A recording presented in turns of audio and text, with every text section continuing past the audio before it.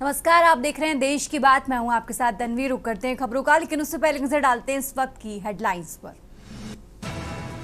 Delhi BJP के लिए नए कार्यालय का उद्घाटन। आज पीएम मोदी कार्यालय का करेंगे उद्घाटन। करीब 2 करोड़ की लागत से बना नया ऑफिस।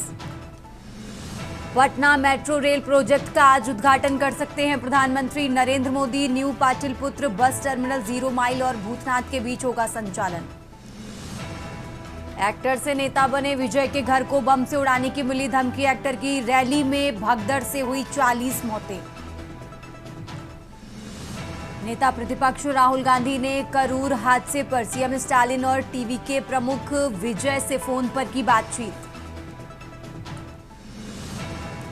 असम में मटक समेत 6 आदिवासी समुदाय सड़कों पर उतरे। राज्य की आबादी में 12% हिस्सेदारी। महाराष्ट्र में भारी बारिश, कई जिलों में बाढ़ जैसे हालात। मराठवाड़ा एरिया से 11,000 लोगों को किया गया रेस्क्यू। आप देख रहे हैं के न्यूज़, खबरों का सारथी। और चलिए अब रुक करते हैं खबरों का और देश की बात की शुरुआत करते हैं बड़ी खबर के साथ। दिल्ली से बड़ी खबर आपको बता रहे हैं, बीजेपी के नए कार्यालय का आज उद्घाटन होगा। तो बीजेपी कार्यालय का उद्घाटन करेंगे प्रधानमंत्री नरेंद्र मोदी। दिल्ली से अहम जानकारी आपको बता रहे हैं, दीनदयाल उपाध्याय मार्ग पर है प्रदेश कार्यालय।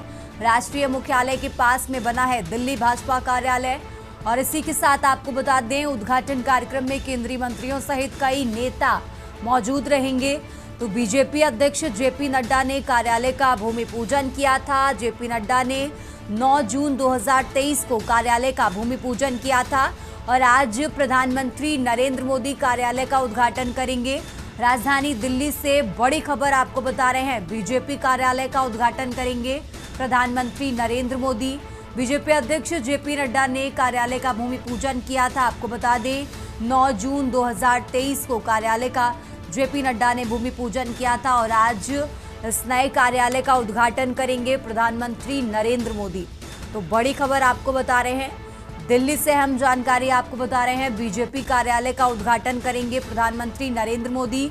दीनदयाल उपाध्याय मार्ग पर है प्रदेश कार्यालय। तो राष्ट्रीय मुख्यालय के पास में बना है दिल्ली भाजपा कार्यालय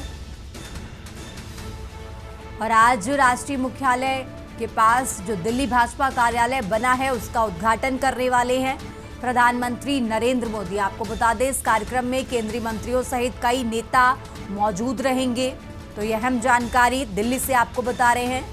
दिल्ली से बड़ी खबर आपको बता रहे हैं, जेपी नड्डा ने 9 जून 2023 को इस कार्यालय का भूमि पूजन किया था और आज बीजेपी के नए कार्यालय का उद्घाटन करने वाले हैं प्रधानमंत्री नरेंद्र मोदी। तो ये बड़ी खबर आपको बता रहे हैं, बीजेपी कार्यालय का उद्घाटन करेंगे प्रधानमंत्री नरेंद्र मोदी। दीनदयाल उपाध्याय मार्ग पर है प्रदेश कार्यालय।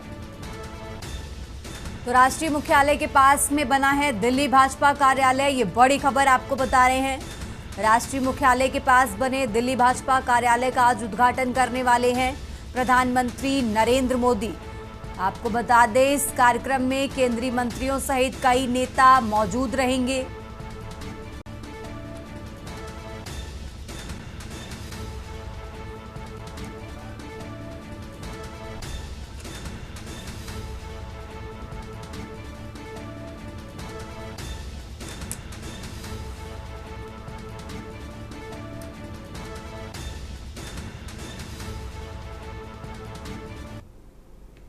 आगे बढ़ते हैं खबरों में। दिल्ली से एक और बड़ी खबर आपको बता रहे हैं, जहां नक्सलियों पर गृह मंत्री अमित शाह का बड़ा बयान सामने आया है। नक्सलियों के सफाया करने पर अमित शाह का बड़ा ऐलान। अमित शाह ने कहा, अब नक्सलियों के पास बचा है कम समय, तो अब नक्सलियों की गोलियों का जवाब गोलियों से देना होगा। 31 मार्च 2026 तक पूरा देश नक्सलवाद से मुक्त होगा। तो गृह मंत्री अमित शाह की तरफ से ये बड़ा बयान दिया गया है। नक्सलियों की सफाया करने पर गृह मंत्री अमित शाह का बड़ा बयान सामने आया है। उन्होंने कहा कि अब नक्सलियों के पास कम समय बचा है, अब नक्सलियों की गोलियों का जवाब गोलियों से देना होगा। तो पूरा देश नक्सलवाद से मुक्त होगा। गृह मंत्री अमित शाह की तरफ से नक्सलवाद को लेकर ये बड़ा बयान दिया गया है।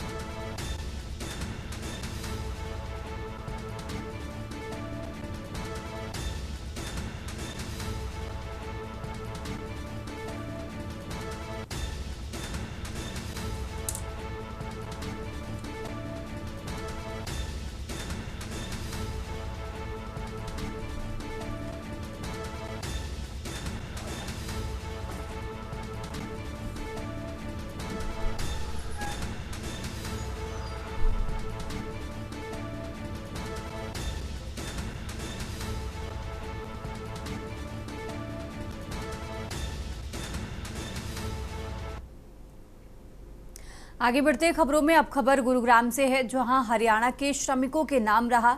मुख्यमंत्री नायब सिंह सैनी ने गुरुग्राम विश्वविद्यालय ऑडिटोरियम में आयोजित श्रमिक सम्मान एवं जागरूकता समारोह में कई बड़ी घोषणाएं की हैं।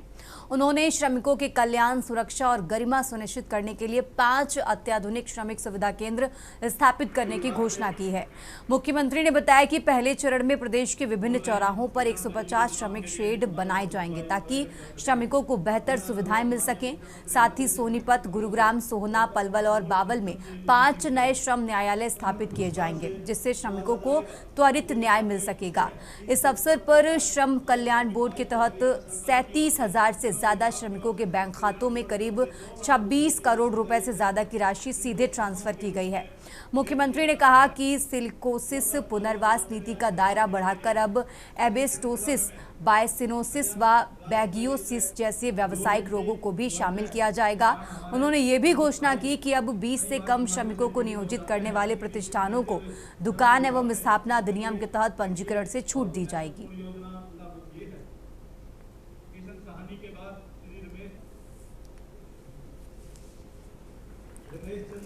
जेसीबी इंडिया लिमिटेड फरीदाबाद से,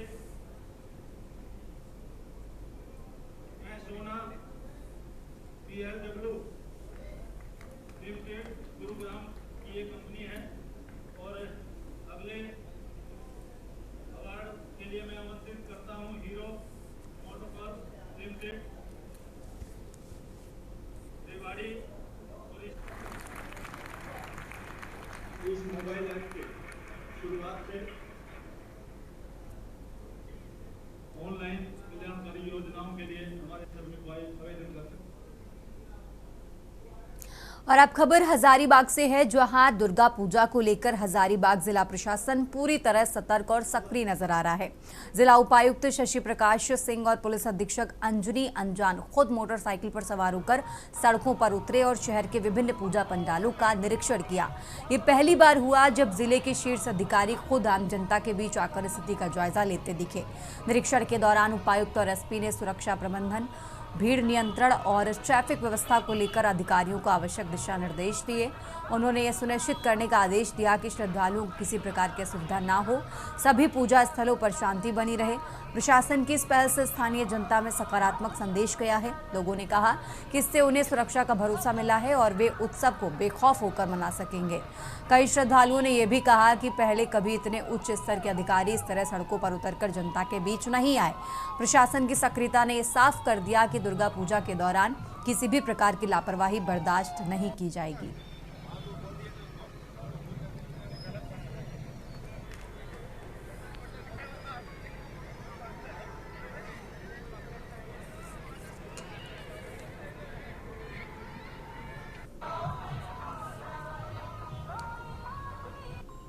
हाँ, हम लोग पिछले कुछ दिनों से दुर्गा पूजा की तैयारियों के लिए अलग अलग जगहों में हम लोग जा रहे हैं। उसी में क्रम में आज हम लोग शहरी क्षेत्र के जो पंडाल हैं वहाँ हम लोग जाएंगे, और उन सभी जगहों पे हम लोगों ने बाइक पार्टी अपना रेडी कराया है। तो उसी में मैं और डीसी साहब सभी पंडालों को, सेंसिटिव एरियाज़ को और जो रूट है इन सब में हम लोग घूमेंगे और देखेंगे कि इसको और बेहतर तैयारी कैसे की जा सकती है, अगर कोई कमी है तो।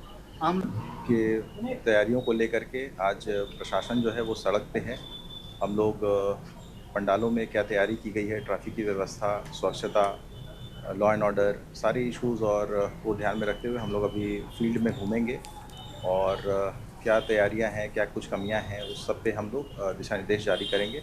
इसी सिलसिले में मैं और एसपी साहब जो हैं हम लोग अभी फील्ड पे निरीक्षण करने के लिए जा रहे हैं। आगे बढ़ते हैं खबरों में। अब खबर सिद्धार्थनगर से है, जहां शोहरतगढ़ थाना क्षेत्र के अंसारी फिलिंग स्टेशन पर आधा दर्जन बदमाशों ने लूट की कोशिश की है। बताया जा रहा है कि बदमाश 2 मोटरसाइकिलों पर सवार होकर पेट्रोल पंप पर पहुंचे और अचानक मारपीट शुरू कर दी। प्रत्यक्षदर्शियों के अनुसार बदमाशों का दल बढ़नी की दिशा से आया था। घटना के समय पेट्रोल पंप पर मौजूद कर्मचारियों ने खुद को बचाने की कोशिश की, लेकिन बदमाशों ने उन पर लात, घूंसों और डंडों से हमला किया। गौर करने वाली बात यह है कि करीब 2 महीने पहले भी इसी पंप पर लूट की कोशिश की गई, लेकिन उस पर भी कोई ठोस कार्रवाई नहीं हुई थी। इस बार भी पुलिस को सूचना देने के बावजूद मौके पर देर से पहुंची, जिससे बदमाश आसानी से फरार हो गए। पेट्रोल पंप कर्मचारियों ने शोहरतगढ़ थाने में शिकायती पत्र देकर बदमाशों की गिरफ्तारी और सुरक्षा व्यवस्था बढ़ाने की मांग की है।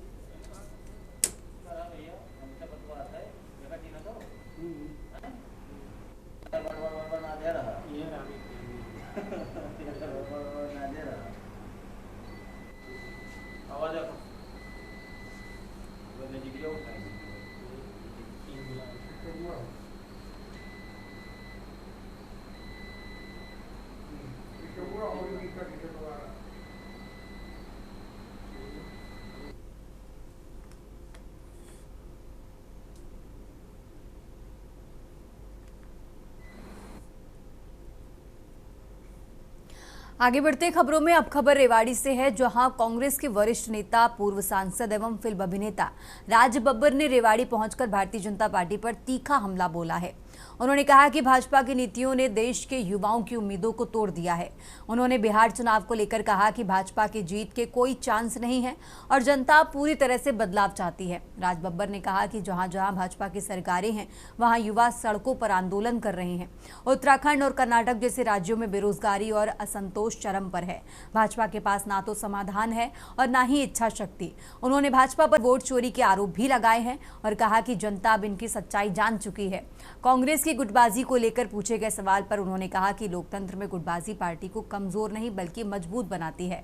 महात्मा गांधी के समय भी कांग्रेस में नरम दल और गरम दल के नाम से गुट थे। आज भी ये परंपरा कांग्रेस को मजबूती देती है। हालांकि उन्होंने ये भी साफ किया कि जब राष्ट्रीय नेतृत्व और उसके फैसलों की बात आती है तो कांग्रेस पूरी तरह एकजुट है। प्रदेश अध्यक्ष की घोषणा को लेकर उन्होंने बताया कि प्रक्रिया अंतिम चरण में है और जल्द ही कांग्रेस का नया प्रदेश अध्यक्ष घोषित किया जाएगा।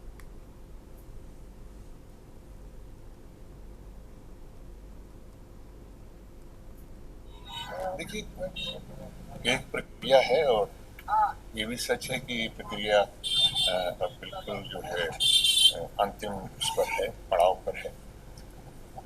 और जिस तरह से कांग्रेस पार्टी की संगठन जिला की इकाइयाँ जिस तरह से मेहनत कर रही हैं, शहर की इकाइयाँ जिस तरह से मेहनत कर रही हैं, अभी ये बहुत ज़रूरी भी है कि प्रदेश का फैसला जल्द हो जाना चाहिए, क्योंकि निचली इकाइयों ने बहुत आज कल परसों जिस तरह देख रहा था, सुन भी रहा था, हस्ताक्षर अभियान जिस तरह को मजबूती के साथ निचले संगठनों में चला रखा है।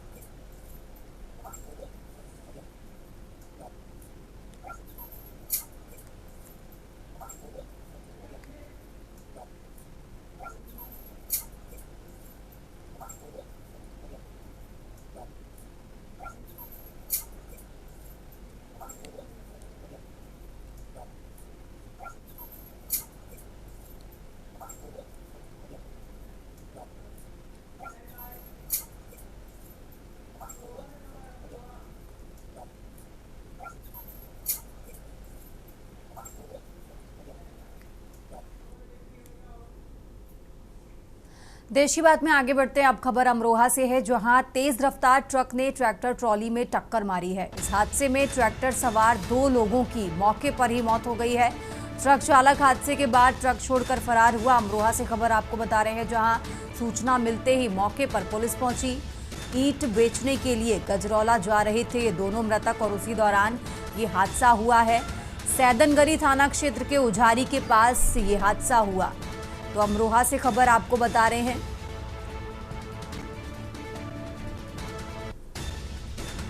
सूचना मिलते ही पुलिस मौके पर पहुंची है।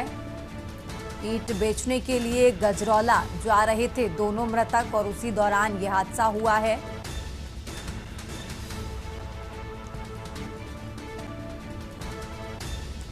तो तेज रफ्तार ट्रक ने ट्रैक्टर ट्रॉली में टक्कर मारी। इस हादसे में ट्रैक्टर सवार 2 लोगों की मौके पर ही मौत हो गई है। ट्रक चालक हादसे के बाद ट्रक छोड़कर फरार हुआ। अमरोहा से खबर आपको बता रहे हैं। सूचना मिलते ही पुलिस मौके पर पहुंची और इस हादसे में दोनों की मौके पर ही मौत हो गई है। इधर ट्रक चालक हादसे के बाद ट्रक छोड़कर फरार हुआ।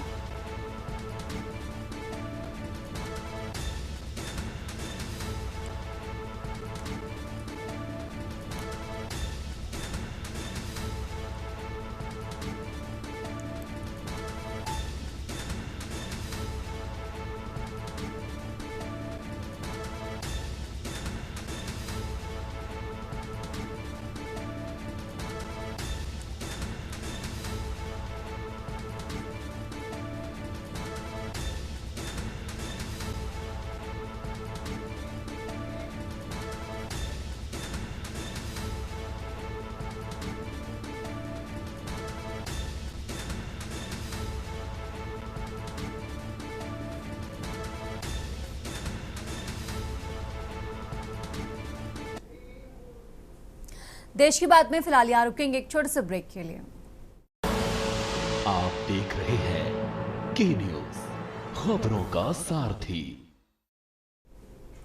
ब्रेक से वापस आ चुके हैं। रुक करते हैं खबरों का। बात कर रहे हैं आगरा की। आगरा से खबर आपको बता रहे हैं जहां दबंग ने परिवार पर जानलेवा हमला किया।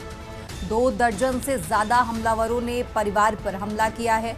आगरा से खबर आपको बता रहे हैं ये पूरी घटना सीसीटीवी कैमरे में कैद हुई। हाथ में अवैध तमंचा लेकर युवक पहुंचा। तहरीर देने के बाद भी हमलावर खुलेआम घूम रहे हैं। तो थाना मलपुरा क्षेत्र के नगला बुद्धा की ये घटना आपको बता रहे हैं। ये पूरी घटना सीसीटीवी कैमरे में कैद हुई है। आगरा से खबर आपको बता रहे हैं हाथ में अवैध तमंचा लेकर युवक पहुंचा।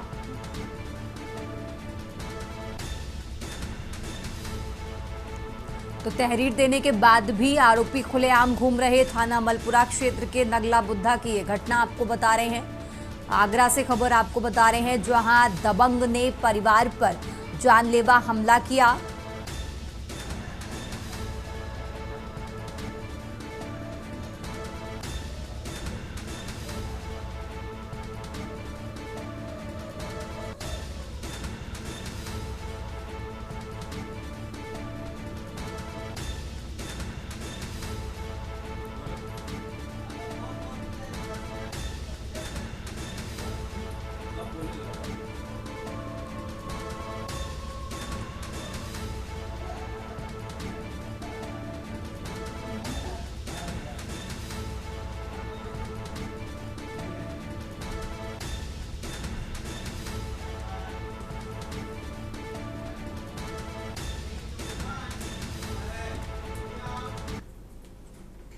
आगे बढ़ते खबरों में। अब खबर रेवाड़ी से है जहां पूर्व मुख्यमंत्री भूपेंद्र हुड्डा पूर्व मंत्री कैप्टन अजय सिंह यादव के आवास पर चाय पीने पहुंचे। यहां मीडिया कर्मियों से बातचीत करते हुए कांग्रेस में किसी तरह की गुटबाजी से इनकार किया।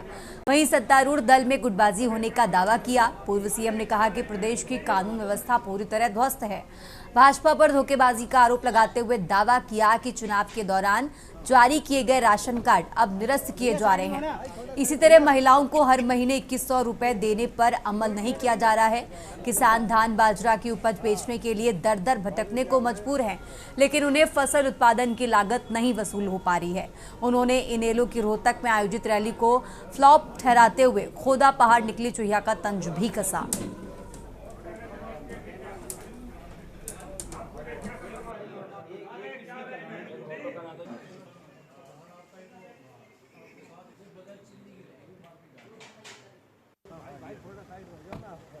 भैया साइड में होना, थोड़ा साइड भैया, एक मिनट सिक्योरिटी वाले भैया। हाँ बाबू क्या हाल है?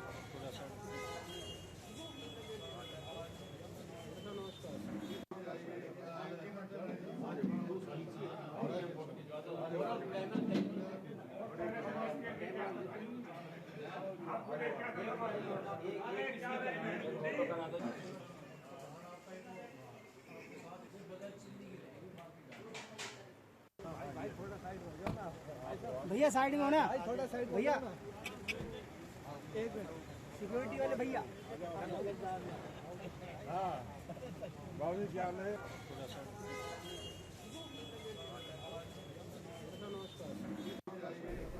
आगे बढ़ते हैं खबरों में। अब खबर अजनाल से है, जहां हाल ही में आई बाढ़ से प्रभावित परिवारों की मदद के लिए विश्व प्रमागी संस्थानें अब अपने हाथ आगे बढ़ा रही हैं। संस्था के लोगों ने चारणपुर गांव पहुंच पीड़ितों को बीच राहत सामग्री के तौर पर राशन आदि का वितरण शुरू कराया। वितरण केंद्र पहुंचकर चारणपुर, सूफिया, मलकपुर, गग्गो माहल, अजनाला और थोबा आदि गांव के पीड़ितों ने राशन आदि लिया है। स्थानीय समाज सेवियों मंगल चेतन, अमित सलीम व साजन आदि भी कार्यक्रम में शामिल होने पहुंचे। मीडिया से बातचीत करते हुए समाज सेवी संस्था के प्रतिनिधियों ने बताया कि वो बिना किसी भेदभाव के सभी जाति व धर्मों से जुड़े पीड़ितों की मदद पहुंचाते हैं। बाढ़ से उजड़ चुके परिवारों को भोजन आदि सहायता उपलब्ध कराते हुए पुनर्वासित कराने की कोशिश की जा रही है।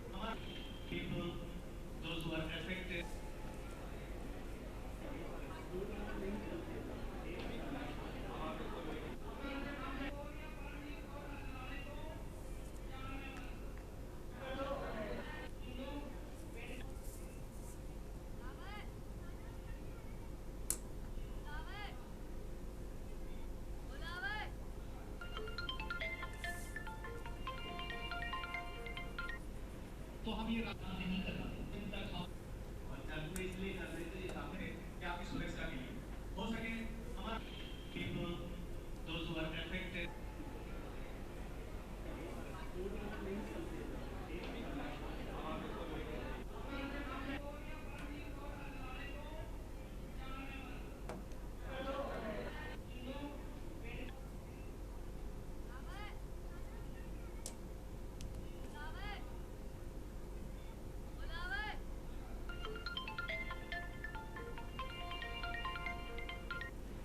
तो हम ये राजनीति नहीं करना और जागरूक इसलिए कर रहे थे कि आपकी सुरक्षा के लिए हो सके हमारा people those who are affected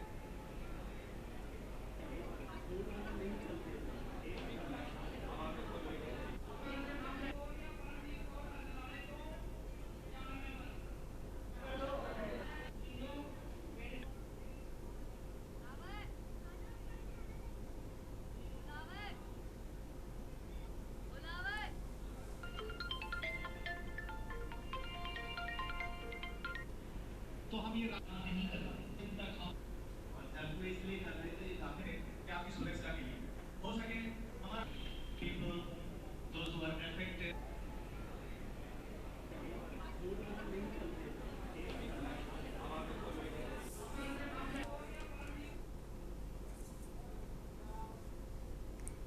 रुक करते हैं अगली खबर का। पंजाब के स्वास्थ्य मंत्री डॉक्टर बलबीर सिंह ने नाभा के सरकारी अस्पताल का दौरा कर डेंगू के बढ़ते मामलों को लेकर लोगों से सतर्क रहने की अपील की है। उन्होंने घर घर जाकर डेंगू लार्वा की जांच करवाई और जागरूकता अभियान चलाया है। स्वास्थ्य मंत्री ने कहा कि राज्य में डॉक्टरों और स्टाफ की भर्ती लगातार हो रही है ताकि मरीजों को किसी भी असुविधा का सामना न करना पड़े। रेडियोलॉजिस्ट की कमी को दूर करने के लिए निजी अस्पतालों के विशेषज्ञों को ड्यूटी पर लगाया गया है। प्रसिद्ध गायक राजवीर जवंदा के सड़क हादसे पर उन्होंने चिंता जताते हुए कहा कि वे गंभीर रूप से घायल हैं और हम जल्द ही उनके स्वस्थ होने की प्रार्थना करते हैं। वहीं हरमीत सिंह पठान माजरा के वीडियो पर प्रतिक्रिया देते हुए मंत्री ने कहा कि उन्हें भागने की बजाय अपनी बात सामने रखनी चाहिए थी।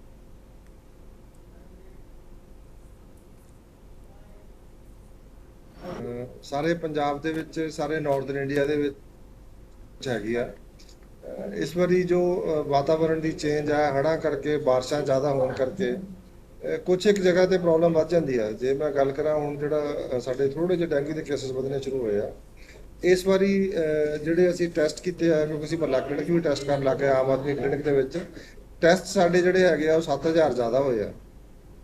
लेकिन जिहड़े इस बारी केसेस है अजे 100 क्रॉस नहीं कीते 92-93 के करीब है। जिहड़ी पिछले 2 दिन तो रिपोर्ट आ रही सी ਉਹਦੇ 'ਚ 90 तो केस बहुत आ रहे हैं। डेंगू फैल रहा बुखार फैल रहा ये क्यों फैल रहा ਇਹਦਾ ਕਾਰਨ ਜਿਹੜਾ ਉਹ ਘਰਾਂ ਦੇ ਵਿੱਚ ਹੈ। ਹੁਣ ਕੱਲੇ ਕੱਲੇ ਘਰ ਜਾਣਾ ਸਾਡੀ ਟੀਮਾਂ ਨੇ ਸਨੌਰ ਅਸੀਂ ਸਾਰਾ ਕਵਰ ਕਰਤਾ।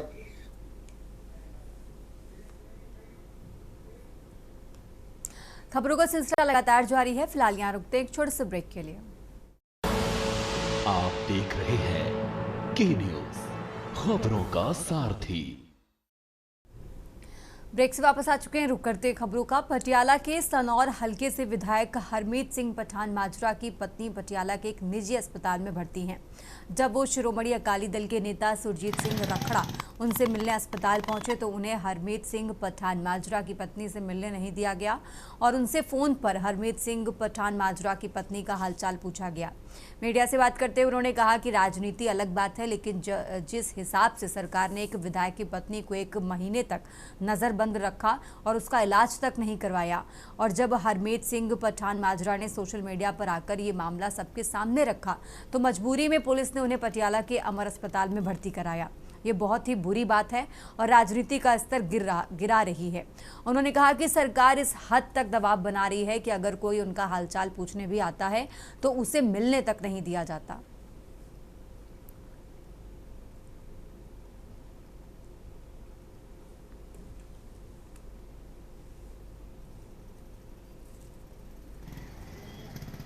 देखो, मैं हूँ टेलीफोन से गल हुई है, उन्होंने दस्या कि बहुत सीरीयस है।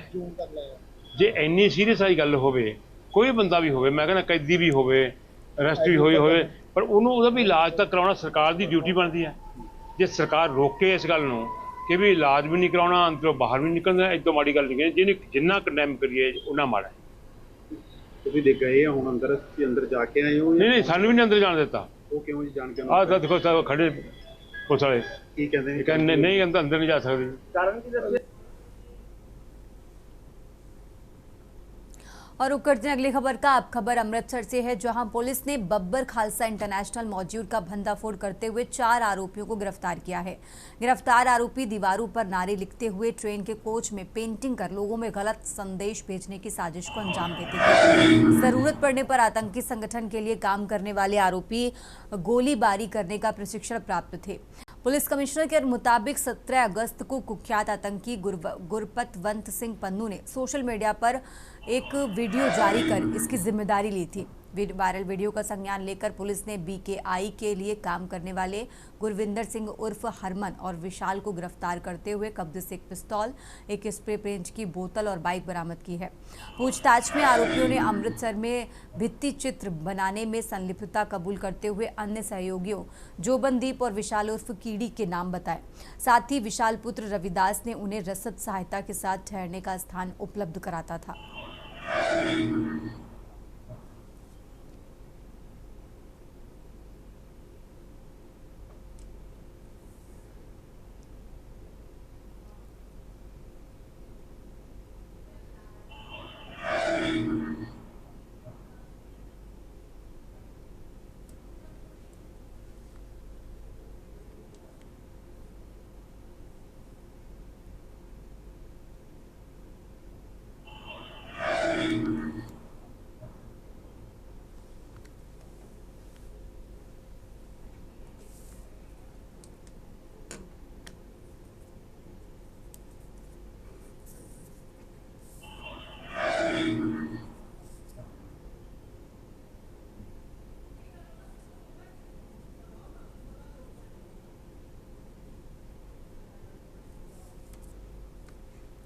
आगे बढ़ते खबरों में। अब खबर रतलाम से है, जहां प्राचीन कालिका माता मंदिर में नवरात्र पर्व पर श्रद्धालुओं की भारी भीड़ उमड़ रही है।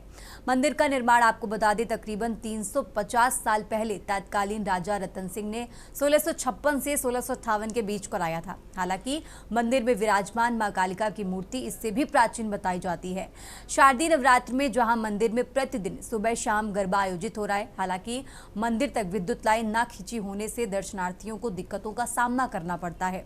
इस पर नाराजगी जताते हुए विद्युत आपूर्ति बहाल कराने की मांग करते हुए श्रद्धालु बताते हैं कि अल सुबह मंदिर आने वालों की लालटेन की रोशनी का सहारा लेना पड़ता है। मंदिर के गर्भगृह के बीच कालिका माता विराजमान है, वहीं एक तरफ चामुंडा माता और दूसरी तरफ दक्षिणावर्ती गणपति स्थापित है। इसके अलावा शिवलिंग और मां अन्नपूर्णा की मूर्ति भी विराजमान है। मंदिर के मुरीदों ने देवी देवताओं की कृपा प्राप्त करते हुए मंदिर द्वार चांदी से मढ़वा रखे हैं। यही नहीं, मंदिर के सामने ही संतोषी माता, महालक्ष्मी, श्री राम व हनुमान की मूर्तियां भी विराजमान हो रही हैं।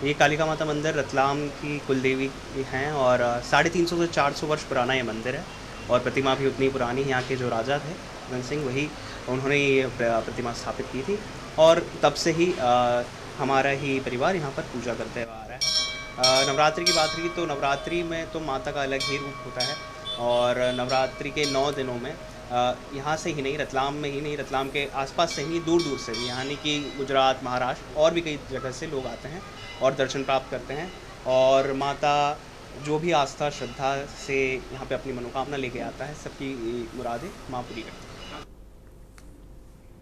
और अब खबर जबलपुर से है, जहां बूढ़ी खेरमाई धूमावती मंदिर संस्कारधानी के नाम से पहचाने जाने वाले मंदिर में नवरात्र पर लगातार भक्तों की आवाजाही जारी रहती है। मान्यता है कि सदियों पहले देवी देवताओं द्वारा ही संस्कार विकसित किए गए थे। बूढ़ी खेरमाई मंदिर की स्थापना का वर्ष बता पाना बुजुर्ग से बुजुर्ग भी नहीं बता पाते हैं। सवाल किए जाने पर सभी कहते हैं पुरखों से भी वो यही बात सुनते आए हैं। मुस्लिम बहुल आबादी में स्थित होने के बाद भी नवरात्र के दिनों में तड़के सुबह से ही भक्तों के जयकारे गूंजने शुरू हो जाते हैं। इन दिनों मंदिर में विराजमान देवी प्रतिमा का भव्य श्रृंगार किया जाता है। नवरात्र के दिनों में लगातार श्रृंगार के साथ प्रतिमा का रूप रंग बदलता रहता है। श्रद्धालुओं को मां बूढ़ी खेरमाई का अद्भुत श्रृंगार खूब भाता है। माना जाता है कि माता रानी का यहाँ विराजमान विग्रह सभी मनोकामनाएं पूरी करने के लिए सामर्थ्य रखता है। इसलिए साल दर साल श्रद्धालुओं की संख्या में बढ़ोतरी का सिलसिला जारी रहता है।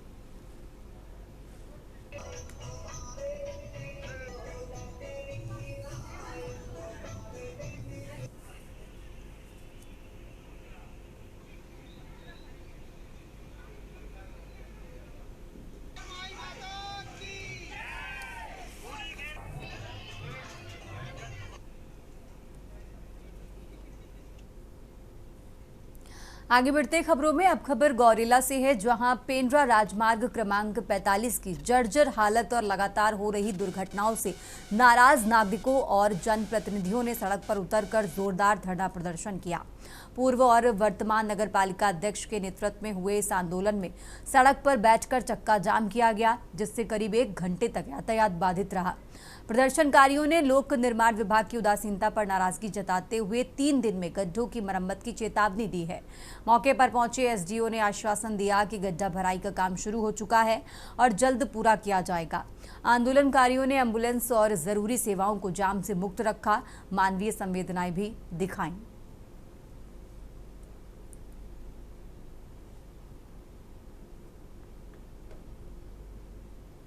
गड्ढे लगातार भरते जाएंगे और मॉनिटरिंग करते जाएंगे और गड्ढों को पाट दिया जाएगा। कंप्रेशन के साथ पाटा जाएगा? बिल्कुल कंप्रेशन के साथ पाटेंगे। और वो उड्डो का क्या करेंगे? उड्डो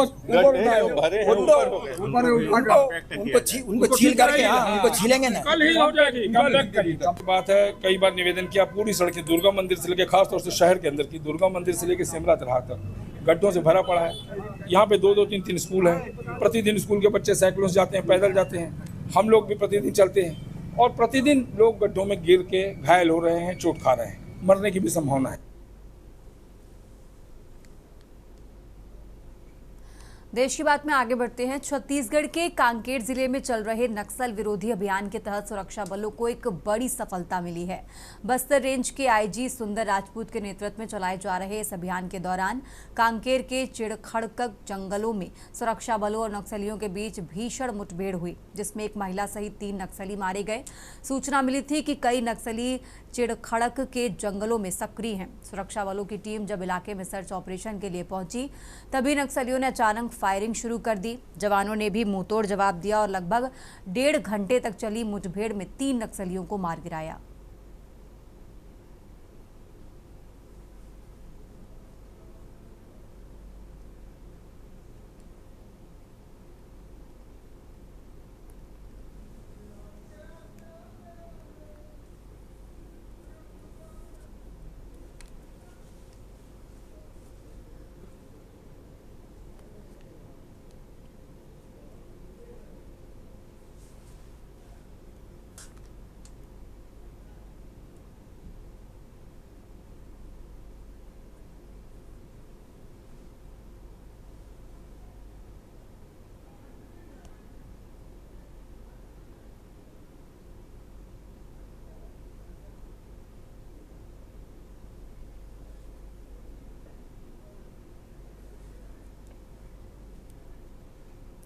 आगे बढ़ते हैं खबरों में। अब खबर अंबिकापुर से है, जहां डांडगांव में परंपरागत ढंग से ठाकुर देव महाराज का पूजन हुआ।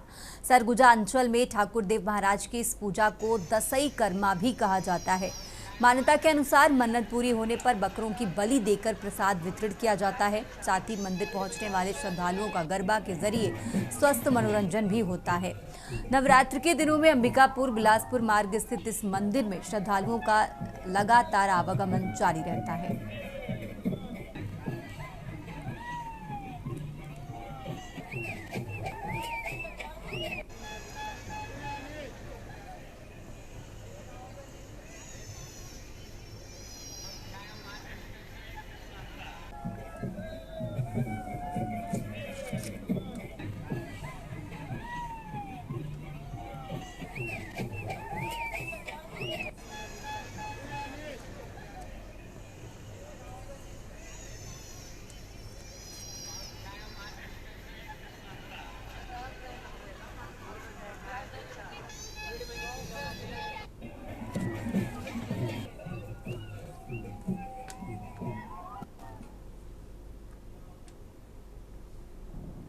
आगे बढ़ते खबरों में, छत्तीसगढ़ के बालोद जिले के कसही कला गांव में तेज बारिश के कारण एक 70 वर्षीय महिला फुल कुंवर ठाकुर का कच्चा घर पानी में डूब गया। घर में रखा बर्तन, अनाज और बिस्तर सब बहने लगे। महिला शारीरिक रूप से कमजोर है और अब तक किसी सरकारी योजना का लाभ नहीं मिला है। प्रधानमंत्री आवास योजना की उम्मीदें भी अधूरी रह गई। प्रशासनिक उदासीनता के बीच ये घटना गरीबी और उपेक्षा की गहरी तस्वीर पेश करती है।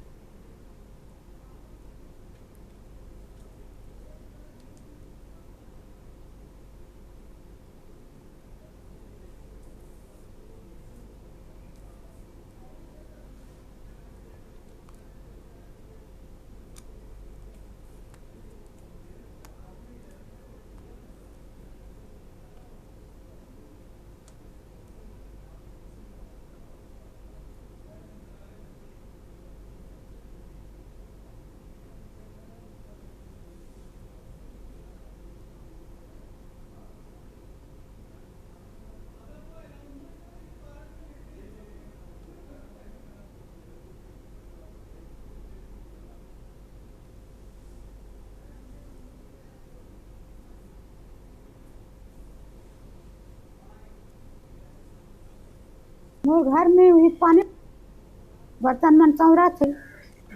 रात को 2 बजे रात को मुर्गा के गीत में भगा गए हम। फोन करी था, फिर जब काजे हम करके तो इंदिरा आवास मिले कि नहीं मिले? नहीं मिले है।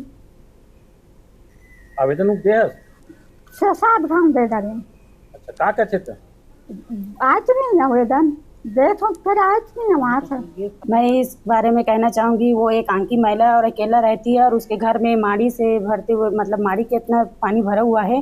तो मैं शासन प्रशासन से कहना चाहूँगी, आवेदन तो 5-6 बार लगा चुके हैं सर, तो अभी तक कोई यही नहीं हो। और अभी जो मोबाइल में जियो टैग पर उनका जियो टैग हो चुका है, तो मैं अभी सरपंच बनी, तो शासन से मैं यही कहना चाहूँगी कि इनको आवाज़ जल्द ही जल्द देने की कृपा करें।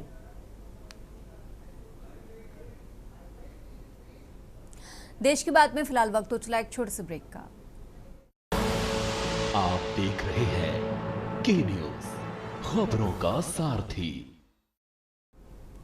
ब्रेक से वापस आ चुके हैं। रुक करते खबरों का बात कर रहे हैं नोएडा की, जहां इंटरनेशनल ट्रेड शो में देश और दुनिया से आए लोगों को जल जीवन मिशन की जानकारी और जल संरक्षण की सीख देने के लिए बनाए गए स्वच्छ सुजल गांव प्रदर्शनी को ट्रेड शो के बेस्ट डिस्प्ले अवार्ड से नवाजा गया है।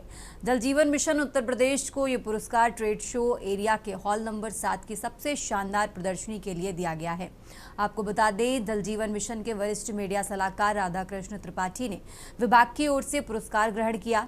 इंटरनेशनल ट्रेड शो एरिया के हॉल नंबर 7 में 496 वर्ग मीटर में जल संरक्षण और पर्यावरण संरक्षण की थीम पर स्वच्छ सुजल गांव प्रदर्शनी लगाई गई है। इस प्रदर्शनी में जल जीवन मिशन द्वारा किए गए कार्यों के साथ साथ प्रोटोटाइप के नए जरिए और पुराने बुंदेलखंड को दिखाया गया है, जिससे साल 2019 के बाद अब जल जीवन मिशन से बुंदेलखंड के गांव में आए बदलावों को लोग समझ सकें। स्वच्छ सुजल गांव की फोटो गैलरी पूरे जल जीवन मिशन की कहानी बयां करती है, जिसके जरिए ट्रेड शो में आने वाले लोग उत्तर प्रदेश के हर घर में नल कनेक्शन पहुंचाने के सफर को कम समय में बेहद आसानी से समझ सकते हैं।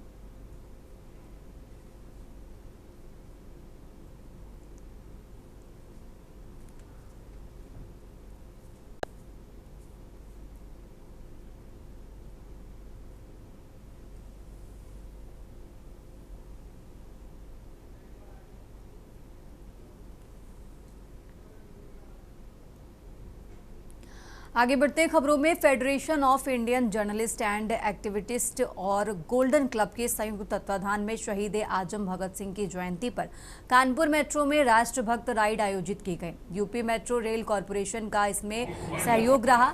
मोतीझील से आईआईटी और फिर इसी रूट पर वापसी की गई। इसमें भगत सिंह से जुड़े चित्रों और पत्रों की प्रदर्शनी लगाई गई। इस दौरान पूरे रूट पर भगत सिंह अमर रहे माता के जयकारे लगाए गए। Federation of Indian journalist and activist के अध्यक्ष शांतनु चैतन्य ने कहा कि यात्रा प्रदर्शनी आयोजित करने के पीछे लक्ष्य ये है कि लोग देश के बलिदानियों को जाने और माने। क्रांतिवीरों से सम्मान के लिए इस तरह के आयोजन आगे भी किए जाएंगे। कार्यक्रम में प्रमुख रूप से भारतेंदु पुरी, डॉक्टर नवीन वर्मा, संदेश तिवारी, अरुण कनौजिया, डीके सिंह, प्रखर श्रीवास्तव, प्रदीप निगम समेत कई लोग उपस्थित रहे।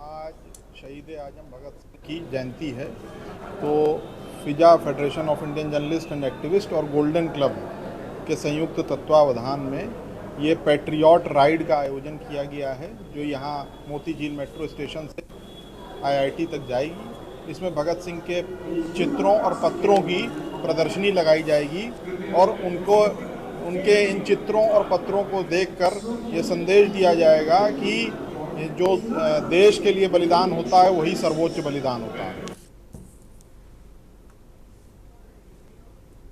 आगे बढ़ते हैं खबरों में। शिवालिक पहाड़ियों के बीच स्थित 51 सिद्धपीठ में से एक सिद्धपीठ मां शाकंभरी देवी मंदिर परिक्षेत्र में शारदीय नवरात्र के मौके पर श्रद्धालुओं की भारी भीड़ उमड़ रही है।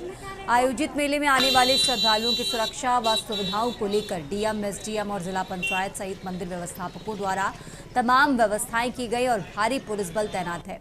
प्रशासन द्वारा की गई व्यवस्थाओं से श्रद्धालु गदगद नजर आए। दरअसल जनपद सहारनपुर की तहसील बेहट इलाके की शिवालिक पहाड़ियों के बीच स्थित सिद्धपीठ मां शाकंभरी देवी मंदिर परिक्षेत्र में इन दिनों शारदीय नवरात्रि के अवसर पर विशाल मेला लगा हुआ है। मां शाकंभरी देवी के दर्शनों को हरियाणा, पंजाब, हिमाचल प्रदेश, उत्तराखंड, राजस्थान सहित उत्तर भारत के कई राज्यों से हजारों श्रद्धालु प्रतिदिन यहां पहुंच रहे हैं।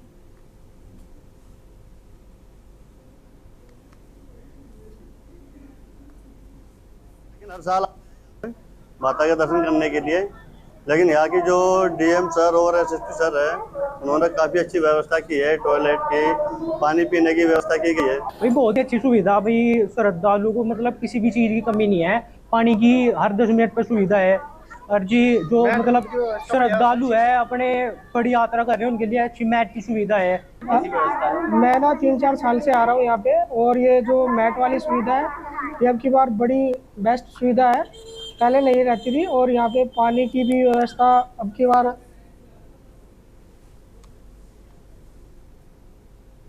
शिवालिक सिद्धपीठ मां शाकंभरी देवी में इन दिनों शारदीय नवरात्र के मौके पर विशाल मेले का आयोजन किया जा रहा है।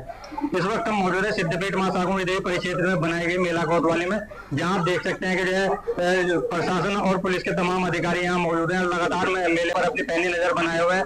यहाँ मौजूद है हमारे साथ सहारनपुर के एडीएम प्रशासन संतोष बहादुर सिंह जी, हम उनसे बात करेंगे। सर स्वागत है सर आपका के न्यूज़ में। सर शाकंभरी मेला चल रहा है, किस तरह की व्यवस्था की गई? इस मेला को शांतिपूर्ण और सकुशल ढंग से पूर्ण कराए जाने के लिए यहाँ पर व्यापक इंतजाम किए गए हैं। प्रशासन की तरफ से यहाँ पे राउंड द क्लॉक ये सेक्टर में बांटा गया है और सेक्टर वाइज ही सेक्टर मजिस्ट्रेट की ड्यूटियाँ लगाई गई हैं। इसके अलावा भी एक बाहर से राउंड द क्लॉक 4 मजिस्ट्रेट भी लगाए गए हैं। और सबसे बढ़ करके कि जो स्थानीय एसडीएम बेहट हैं उनको मेला का प्रभारी बनाया गया है। बिल्कुल प्रशासनिक अधिकारियों का कहना है कि जो तमाम व्यवस्थाएं वो पूरी की गई हैं। जो मेला मजिस्ट्रेट हैं एसडीएम बेहट मानवेंद्र सिंह जी, वो भी यहाँ मौजूद हैं, उनसे भी जानने की कोशिश करें। सर मेला कब से शुरू हुआ है, कब तक जो है मेला चलेगा? ये शारदीय नवरात्र का मेला होता है जो शाकंभरी देवी मंदिर पर हर साल लगता है। ये इस साल 2025 में 22 सितंबर से प्रारंभ हुआ है, ये 7 अक्टूबर तक चलेगा। सर मेले को लेकर जो श्रद्धालु दूर दराज से आ रहे हैं तो क्या कुछ खास व्यवस्था है उनके लिए? यहाँ पर हम लोगों ने जो विशेष व्यवस्थाएं की हैं, जैसा कि अभी एडीएम सर ने आपको बताया कि हमने बैरिकेडिंग वगैरह कराई हुई है जिससे कि एक लाइन में सही तरीके से लोग दर्शन कर सके। इसके साथ ही हमने करीब 150 के करीब हमने टॉयलेट्स की व्यवस्था कराई है और 15 करीब पानी के टैंकर्स हैं जिनकी हमने पीने के लिए व्यवस्था कराई है। और हमारी करीब यहाँ पर 4-5 पार्किंग्स भी हैं और हमने 10 हेक्टेयर के करीब जमीन चिन्हित की थी इस पार्किंग के लिए, जिससे कि पार्किंग में किसी प्रकार की कोई असुविधा ना हो और न ट्रैफिक की असुविधा। बिल्कुल ये थे एसडीएम बेहट जो मेला मजिस्ट्रेट में है और तमाम प्रशासन के लोग जो है यहाँ मौजूद है और पूरे मेले पर जो है लगातार अपनी नजर बनाए हुए हैं। अपने शेख परवेज आलम, के न्यूज़ इंडिया, बेहट सहारनपुर। आगे बढ़ते खबरों में। फर्रुखाबाद जनपद के कायमगंज स्थित सीपी गेस्ट हाउस में आयोजित जीएसटी उत्सव के तहत घटी जीएसटी मिला उपहार। धन्यवाद मोदी सरकार को लेकर फर्रुखाबाद के सांसद मुकेश राजपूत की अध्यक्षता में एक विशाल व्यापारी एवं चिकित्सक गोष्ठी का आयोजन किया गया। कार्यक्रम के दौरान सांसद मुकेश राजपूत ने जीएसटी 2.0 विषय को लेकर भारी संख्या में मौजूद व्यापारियों, चिकित्सकों व मेडिकल स्टोर संचालकों से सीधे संवाद करते हुए कहा कि जीएसटी दरें कम होने से आम जनमानस को विशेष राहत मिलेगी।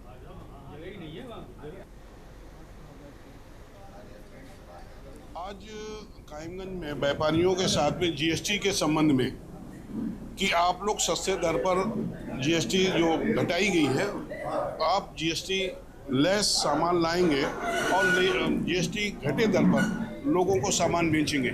यहाँ पर किसी भी हमारी फैक्ट्री मालिक को, कभी हमारे जो होलसेलर है उन्हें, या रिटेल जो मार्केट में माल बेचते हैं, किसी का सरकार ने नुकसान नहीं किया है। सरकार की मंशा है हमारी कंपनी को फायदा हो, हमारे व्यापारियों को, हमारे श्रमिकों को भी फायदा है। हम ज़्यादा टैक्स यहाँ देने को तैयार हैं। सरकार से हम यही अनुरोध करेंगे उसको माने।